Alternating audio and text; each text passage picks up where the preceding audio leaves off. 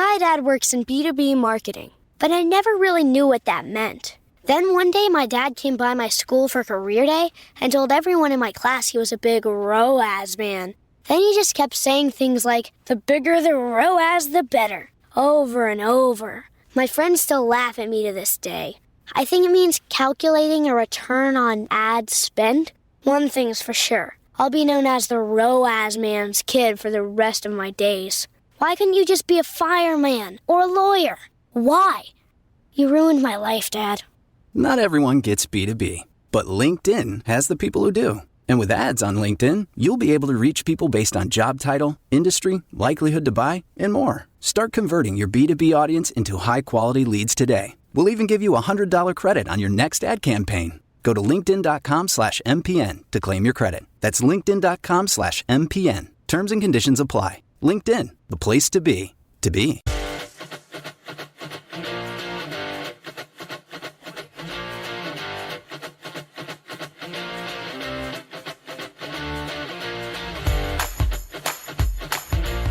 Welcome to Storylines Live, the only podcast where we explore the meaning and the power of the most important story in business. The one that answers why someone should buy from you, work for you, invest in you, or partner with you. This is the story that defines the very character and nature of an organization. At WordWrite, we call it your capital S story. In each episode, we feature guests who have great insights on business storytelling, who can share their experiences and key learnings to help you and your business do a better job of sharing your capital S story to deliver remarkable business results. Today, we're honored to have Jason Falls as our guest. Jason, wow, I don't know where to start. He's a digital strategist and author, a speaker, and a big picture thinker in the digital and social media space. He's been an innovator in conversation research and social analytics. He published a conversation report in 2012. No, that's not 2021. I didn't make a mistake. 2012. Since 2021, he's been the executive producer of the Marketing Podcast Network, which is where this podcast lives. We'll talk more about that. He also launched Falls and Partners, an influence marketing strategy and creative concepts firm in 2022. And he's a multiple time book author. Jason, welcome to Storylines Live. Thanks, Paul. It's great to be here. How'd I do on your intro there? Did I miss anything important that you think that our audience should know about? Well, the big thing is my day job. Yes. Scipio.ai is basically a platform that helps businesses leverage the power of user-generated content. So it has the ability to scale acquisition of UGC so that you can power your paid, earned, and owned media channels. And I am the EVP for marketing there during the day. All that other stuff you talked about is, sort of side hustle and things that I've done over the years. But yeah, that's what I spend most of my time doing these days. Well, that's awesome. We're definitely going to talk more about that, folks. So stay tuned for that. Now, one of the reasons why I wanted to have Jason on Storylines Live is because he is a master podcaster. More than that, he is the founder, I don't know what your title is there, Jason, of the Marketing Podcast Network. So would you please tell our audience a little bit about the network and also your podcast? Sure. So MPN started as a byproduct of me having my own podcast, which is focused on influencer marketing. I had that on a business network for a couple of years, and the promise there was that we'll promote you on all of our other shows, and then if you'll put ads in your show, we'll share revenue with you. And I was frustrated with the fact that I never really saw any cross promotion, and I didn't really see any revenue share. And there were lots of reasons for that. They didn't, drop the ball. There were just some structural and bureaucracy things that happened there that made things not work the way that the promise was made. And so I got frustrated because I'm kind of contrarian, and I got frustrated one day and said, well, I'm going to figure out how to do this. And when I did, I realized, hey, I know a lot of people in the marketing world. My podcast is about marketing. If we put a bunch of marketing podcasts on the same sort of network, then from an advertising perspective, I can go to companies that market to marketers and say 100% of our audience are marketers. So that makes a much more effective and efficient ad spend for you. Absolutely. And so the idea was that to basically bring like-minded, like-topic podcasters together and form first an ad network, but then from that, a community of people of like mind who are doing the same sort of thing to kind of support one another. Because I think in this sort of niche area of marketing podcasts, nobody's going to get rich with a podcast. It's a support mechanism for the other things you do, but we can still come together and support one another. And so I wanted it to be a place where a brand new podcast like yours can come in and automatically have built-in promotional support and potential advertisers and things like that.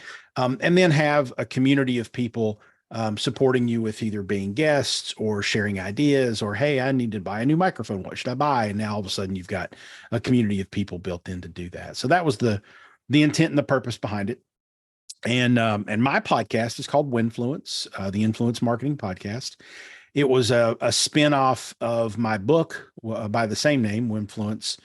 And my philosophy on influence marketing is that we're focused too much on the influencers and need to focus more on the goal, which is to influence the audience to take action. And that broadens the perspective and horizon of what influence marketing really is. And you'll notice I don't use the R in influencer marketing. I call it influence marketing.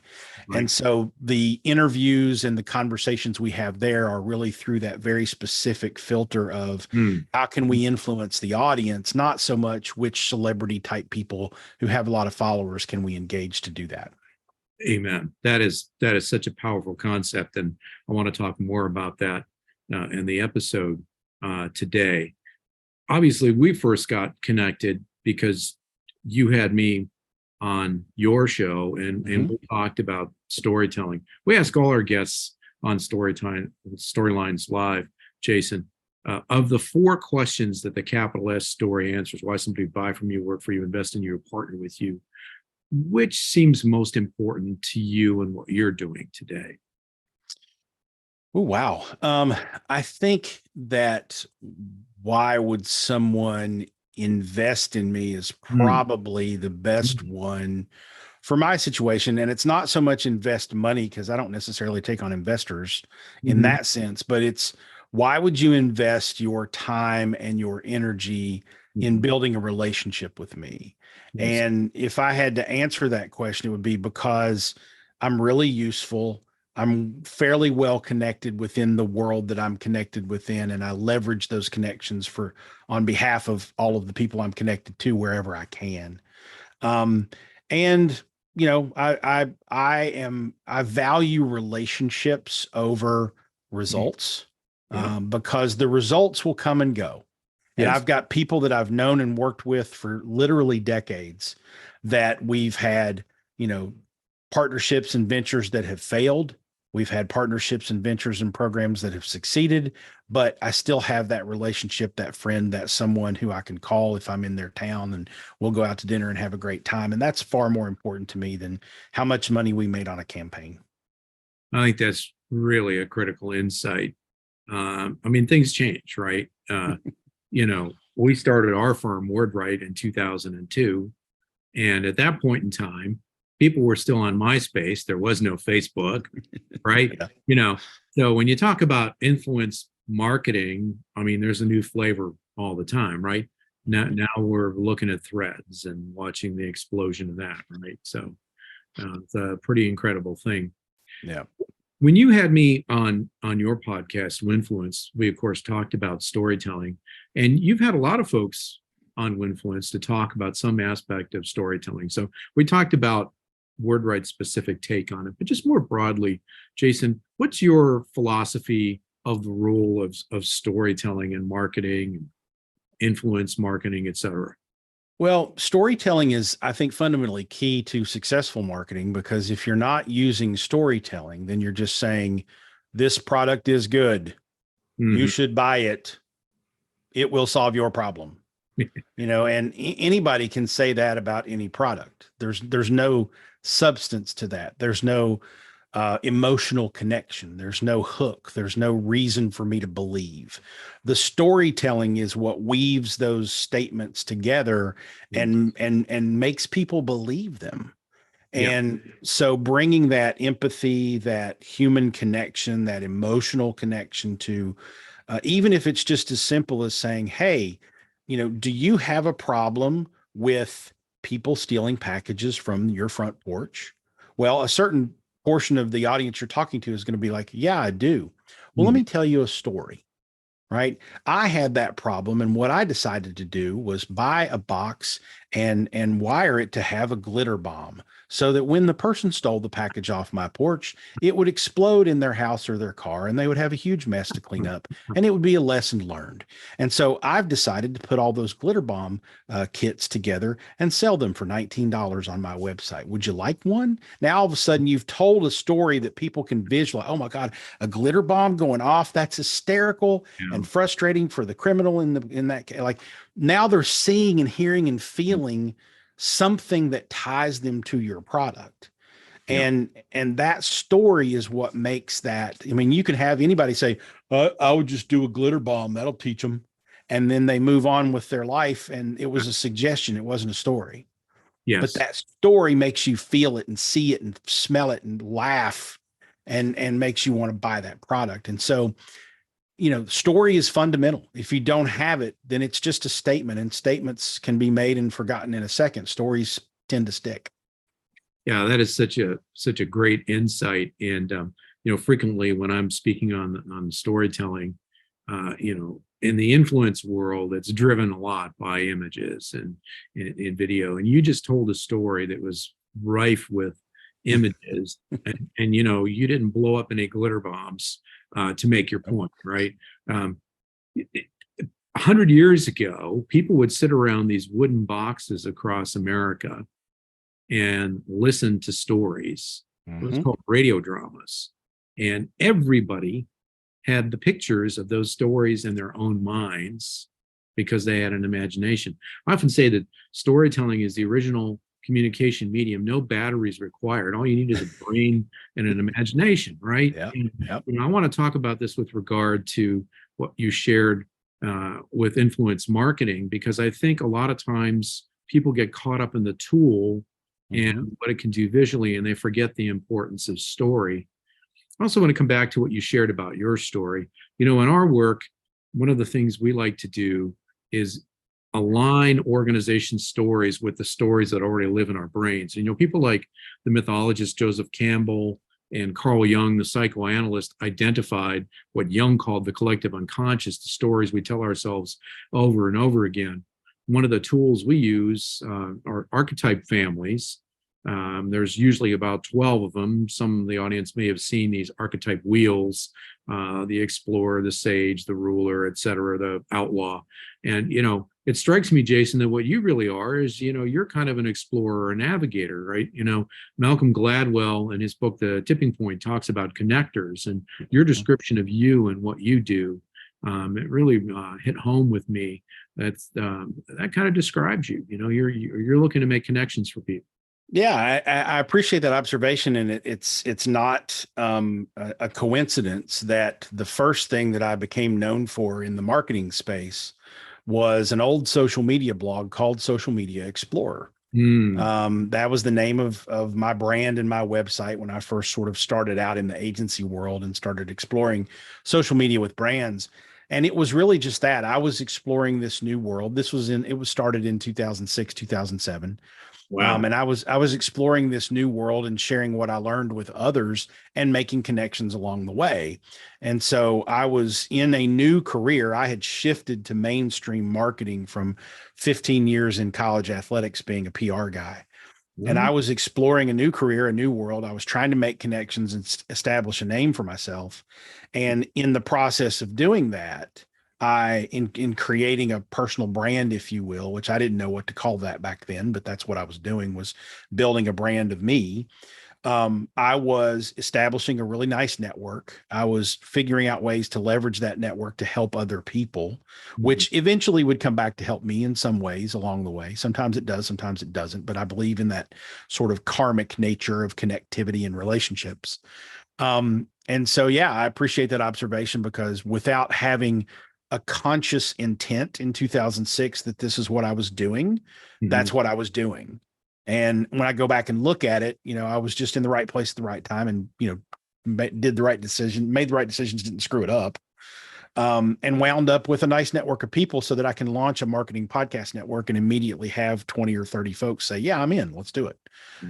So it's been a nice foundational, platform to build the second career I had, the first being in the college athletics world. I love that story. That is such a great story. Folks, stay tuned. We'll be right back with Jason Falls, and we are going to dig into influence marketing and a lot of other topics. We'll be right back. This episode is brought to you by Microsoft Azure. Turn your ideas into reality with an Azure free account. Get everything you need to develop apps across cloud and hybrid environments, scale workloads, create cloud-connected mobile experiences, and so much more. Discover what you can create with popular services free for 12 months. Learn more at azure.com. That's AZURE.com. And sign up for a free account to start building in the cloud today.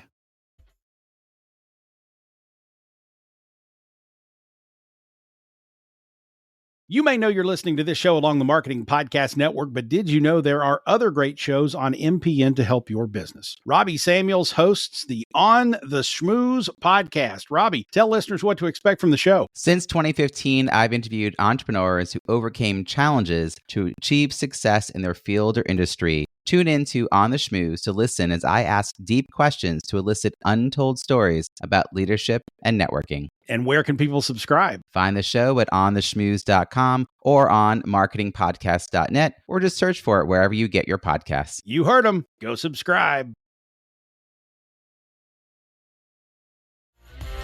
Welcome back, folks, to Storylines Live, the only podcast where we explore the meaning and the power of the most important story in business, the one that answers why somebody should buy from you, work for you, invest in you, or partner with you, a capital S story. Our guest in this episode, Jason Falls. Jason is a digital strategist and author. His day job is at Scipio.ai, but he also runs the Marketing Podcast Network. He has his own podcast, Winfluence, which is all about influence marketing. Let's dig into that, Jason.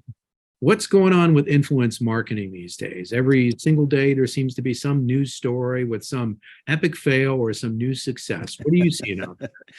Yeah, and the whole idea that fueled Winfluence, the book, which begat Winfluence, the podcast, was a growing frustration on my part. And people will remember from the first half of the show, I'm a PR guy by trade. I was a college athletics PR guy for a long time. So I've always been a media relations person. And if you think about it, the mechanism there is, let's find a third party that has an audience and work through them to communicate something to that audience that persuades that audience to do something that we want them to do. Third party validation, right? Absolutely. Yeah. Well, that's essentially what influence marketing is. It's let's find maybe it's a social media influencer, but I would also say maybe it's a journalist. It's the same thing. You're just finding a third party that has an audience and working with them to communicate something to that audience. Yeah. And so the DNA of influence marketing is media relations, PR, something I've done, for 35 years.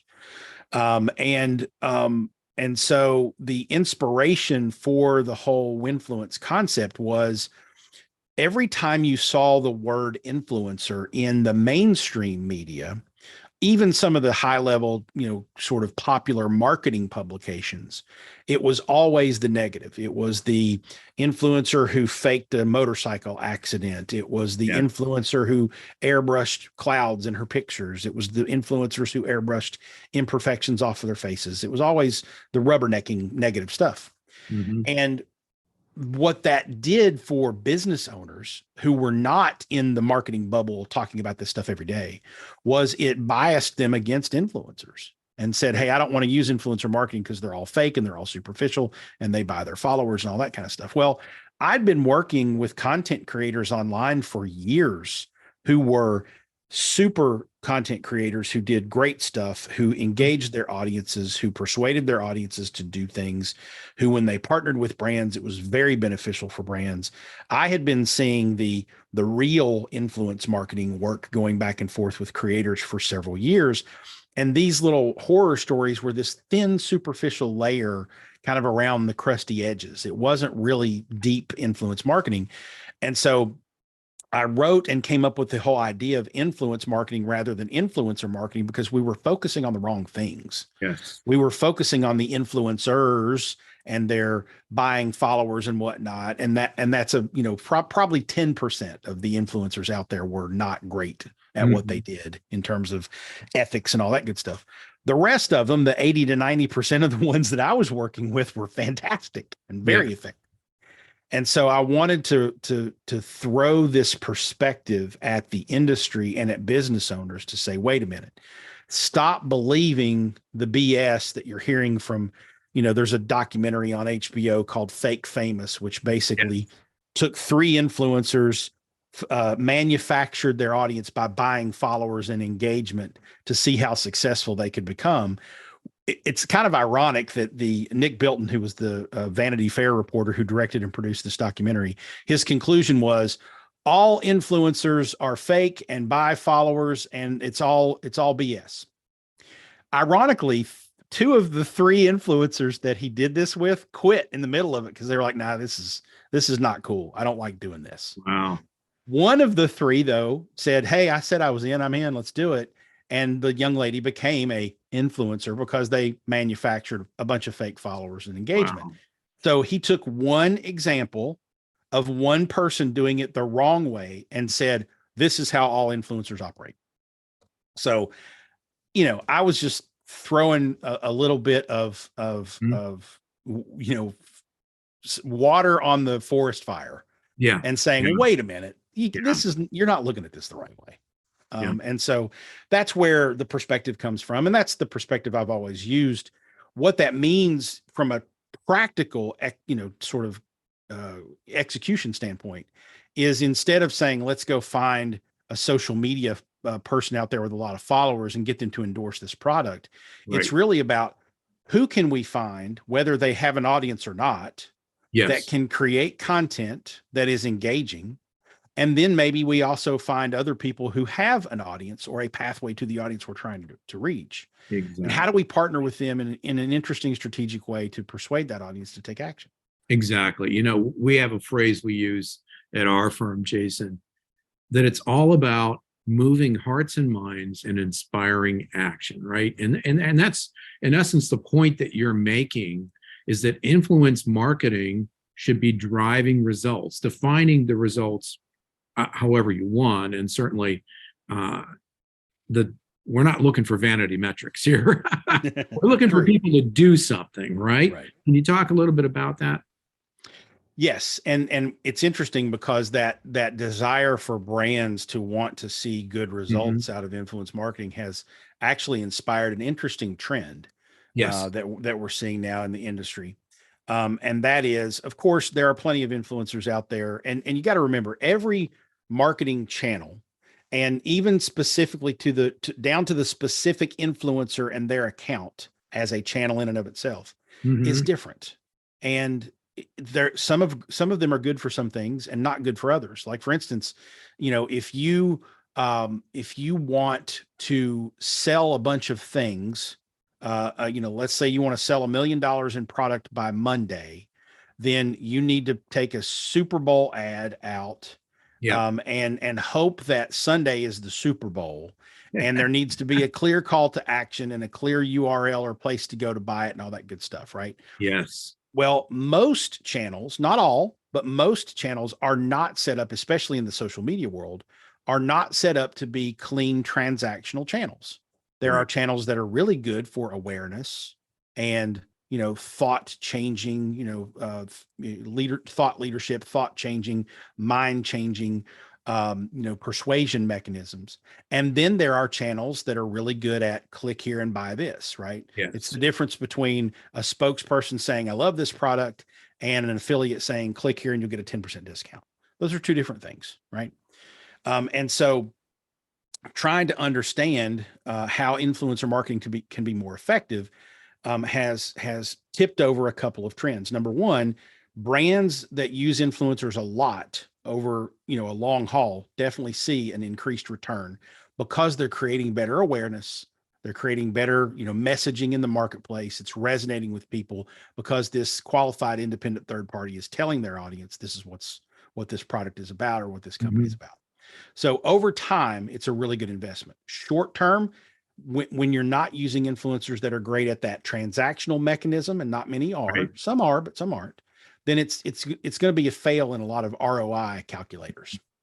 So what's happened is brands have started to say, okay, we don't care so much about the influencer anymore because they are not necessarily persuasive, but Yes. they are really good at creating content. And we can take content and put it over here in our ad campaigns and Yes. make sure that the frequency hits enough and enough people so that we do move the needle. So you've seen this shift now in brands saying, I'm not so much interested in the influencer as I am the content. And so I want that user generated content, UGC, that I can put over here in my ad campaigns. So while influencer marketing is not going away, it's not dying, it's not really even going down, you're seeing this attitudinal shift, especially from e-commerce direct to consumer retailers who say, I don't really care if they post it on their channel because I'm going to put money behind that content on my channels and make sure that it reaches the audience the way I want it to reach it so that I can move the needle. Wow. And that's kind of where, that's why what I do in my day job with Scipio is how do we scale user generated content for people? And oh, by the way, if you want the users who generate that content to post on their channels too, and that it becomes influencer marketing, we'll do that too. But really, we understand that what brands really want is the content that they can then use. Yeah, that is so critical. We use this term at our firm, remarketing. So, I mean, here we are in a podcast. A podcast should not just be a podcast, right, Jason? You got to take that content and use it elsewhere. And your point is, don't just have an Instagram story that's going to disappear, right? If that content creator is generating great content, figure out a way to use that elsewhere. It's valuable stuff, right? Yep, absolutely. Yeah. And if you think about it, and this is a little peek into what we're working on at Scipio, is what if you had a piece of content? Maybe it's an Instagram story, or maybe it's several Instagram stories from several different creators that are little 5-10 second clips. What if you could take them and identify within that content, okay, where do they make a problem statement and then a solution statement? And what if you could stitch all of those together in a nice little storyline, right? That tells the story of here's the problems that this product solves. Now, all of a sudden, you're taking this user-generated content, these little 5-10 second snippets of Instagram stories and whatnot, and you're putting together a 30-second video that can be used in an ad campaign, but it's higher performing user-generated content because it's coming from real people. It's coming from authentic users. Now, all of a sudden, you're looking at what I think the future of advertising will be, and that's something that we're sort of chewing on here at Scipio and trying to figure out. That is so awesome. I got two more things I want to ask you about. I could talk to you for a long time, and if you're willing, we'll have you back on to chat more about this stuff because it's just great stuff. So I mentioned Threads early in the episode. Your initial thoughts on Threads? Man, I'm really just tired of new platforms, and I'm also tired of the Zuckerberg Elon arm wrestling battle. Me too. Watching two junior high bullies go at it there. But Threads is going to be interesting for a little while because it's not overly commercialized. But as soon as you start seeing more sponsored content and more even influencer content to, stab myself in the foot a little bit, it's going to become, probably just as noisy and boring as Twitter might be, or as quite frankly, Instagram has become for a lot of people. Doesn't mean it's not going to be useful. Doesn't mean it's going to die. I like the fact that it is a meta property and there's a lot of cross promoting and, in that ecosystem that makes it viable. I personally don't like the fact that I don't have a desktop interface because I sit at a desk all day. I'm not going to do this on my phone. So there's some weaknesses there, but they'll solve those weaknesses and it'll be a viable platform. It's not going to kill Twitter, but it might, create an interesting alternative for people who are, philosophically against what's going on with Twitter and its leadership and whatnot. But But for me, it's just, oh man, I got another place and this might just be the grumpy old man coming out in me, because I've been doing this for a long time. I turned 50 this year, so I'm starting to have that get off my lawn reaction to everything. I will get in there and play just like everyone else. And certainly if you sit down and put a strategic, thought around it, you can certainly find ways to leverage it. So it's worth investing some time in for sure. Well, check it out, folks. Straight from the Oracle, Mr. Jason Falkirk. All right, Jason, we're going to close out the episode with the subject near and dear to you and me both, the Pittsburgh Pirates. I love it. For those of you watching, just so you know, I am an actual fan. Right? Damn, look at that. Yeah. So that was my gift to myself for my 40th birthday. Oh man, that's awesome. The 1990s, 2000s era Pirates logo. That's right. Yeah. The angry permanently emblazoned on my arm. I like that. Yeah. So for our audience, I am in Pittsburgh. Yeah. Jason's in Kentucky. That's so the story behind you being a Pirates fan is? My father and mother split when I was 3, and my dad moved eventually to Pittsburgh. And so when I was, 7, 8, 9, 10 years old, and this was on the tail end of We Are Family. It was early 80s. Oh, yeah. Yeah. I went to my first Pirates game in 1982. Oh, wow. I saw a doubleheader against the Expos. And I'm proud to say that I got to see Willie Stargell play in his last year. Pops. Yep. And the reason that I remember all that, I have this very clear memory of my first Pirates game at Three Rivers. I remember Bryn Smith was pitching for the Expos. Stargell came up. He had bad knees at the time and wasn't playing a lot, but he pinch hit and they intentionally walked him and the place exploded. It was the loudest I'd ever heard anything. Wow. I was 9 years old and I remembered it for many, many years. And so I kept telling my dad, this was my first Pirate game. I remember this. And he was like, no. It was the next year we saw the Mets, blah, blah. He had a different memory of it. Yeah. And I'm like, no, man, I know I was there. So I had this very crystal clear memory of that game. Well, years later, I found out that Lanny Frateri's son, Lanny Fratteri was the longtime play-by-play guy for the Pittsburgh Pirates. His son would take Lanny's scorecards, which were on these big, 9 by 16 pieces of paper or something like that. And they were both double-sided. He would flip it over. There was a card on each side. After the game, he would sign his scorecards and they would put them in this plastic sealed thing. And he just kind of archived them. But later, Lanny's son would sell them.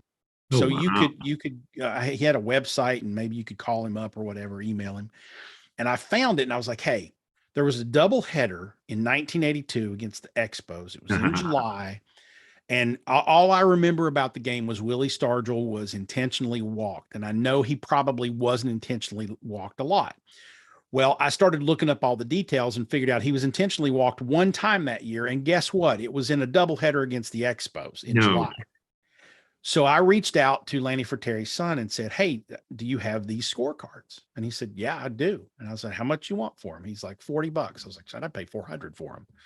Mm-hmm. So he sent, I bought them from him. He sent them to me. The next time my dad came to my house, he was sitting on the couch. I walked up behind him and I held this scorecard in front of his face, kind of from behind. Yeah. And he looked at it for a couple seconds, like, get out of here. He cool. Could not believe it. And so I have those things framed, those scorecards framed, and I have them framed with the ticket stubs and the ticket stubs from my son's first game, which was on Father's Day weekend in 2010. Oh. My dad drove up from Virginia. We went to see a series against the Indians. And get this, people in Pittsburgh will love this. I email Greg Brown, now the play-by-play guy for the Pirates, my story. I tell him the whole story. And he says, well, I keep my scorecards in a spiral bound book, and I keep them. I don't sell them. But when you come, let me know you're here, and I'll photocopy my scorecard from your son's first game for you. Oh. So I don't tell my dad or my son this is going on. Friday night was the first game. I emailed Greg, said, we were here Friday. We're going to be here all weekend. On Father's Day Sunday, Greg had us come over early before like 11 o'clock for a 1:35 game. Wow. And he came down the media elevator and met me and my dad and my son, gave us media guides, gave us his copies of the scorecard. My dad's head exploded. He was like, "Oh my God, it's Greg Brown," So it was a really cool Father's Day baseball special memory that kind of tied my story in with my son's story of loving the Pirates. And we'll have that forever. And that's all because Greg Brown is just the greatest guy on the planet. We'll make sure we give a shout out to Greg. We post this episode. And folks, as you can see, Jason Falls is not only a digital strategist and expert on influence marketing, but he is a great storyteller. One of the reasons why it's been such a joy to have you on this episode of Storylines Live. Jason, how can people find you? I am Jason Falls everywhere. JasonFalls.com is a great place to start. Cipio.ai, CIPIO.ai is the company where I work and what I talked about. And Winfluence is the name of the podcast and book. You can Google that or go to winfluencepod.com and get to the episodes. Awesome. Folks, we will also put all of those links in the show notes. Jason, thanks again for being on this episode of Storylines Live. I look forward to the opportunity to have you on again. There's just so much happening in this space. I think we're going to need to sit at your feet and learn a little bit more down the road. So I look forward to that. Love it, Paul. I look forward to it as well. Great. Thank you so much, folks, for being with us today for this episode of Storylines Live. We'll see you next time, everywhere you find your podcasts online.